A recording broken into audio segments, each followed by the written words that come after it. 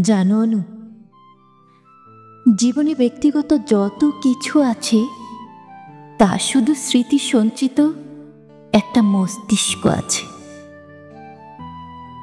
আর ভাঙাচোরা একটা ক্ষত বিক্ষত মন আছে, যে মনের অপ্রকাশিত কথারা ধীরে ধীরে আমায় নিঃশেষ করে দিচ্ছে।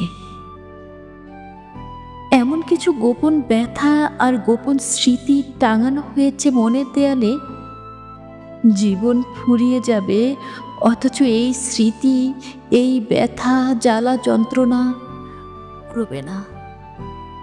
তাহলে নিশ্চয়ই অন্ধকার ভীষণ পছন্দ করে, কারণ অন্ধকার স্মৃতিরা মুক্ত মনে বিচরণ করে, জোনাক পোকার মতো, কখনো শব্দ করে আবার কখনো নিঃশব্দে ঝিরিঝিরি করে।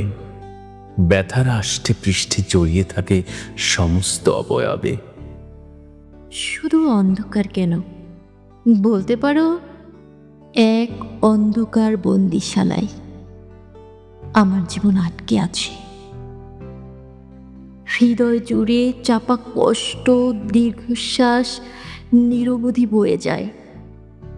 নিভৃতে বিরাজ করে একাকিত্বের বিষণ্ণতা। কেউ হয়তো ছিল জীবনে, যা অতীত, তার জন্য বিষাদের এত উল্লাস। অবিরাম ঝরাচ্ছেন বেদনার রক্তিম দীর্ঘশ্বাস। শুধু কি ছিল, এখনো আছে,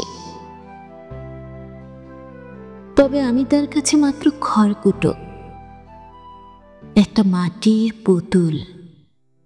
যখন যেভাবে ইচ্ছে জ্বালিয়ে ভস্ম করে।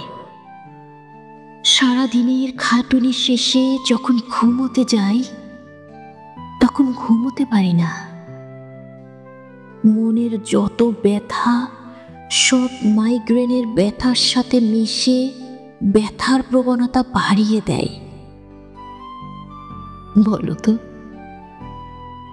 ওটাকে কি জীবন বলে? শুনুন অনামিকা, যে জীবনে দুঃখ, কষ্ট, যাতনা, বেদনা, যন্ত্রণা থাকে না, সে জীবন পরিপূর্ণ জীবন হয়ে ওঠে না।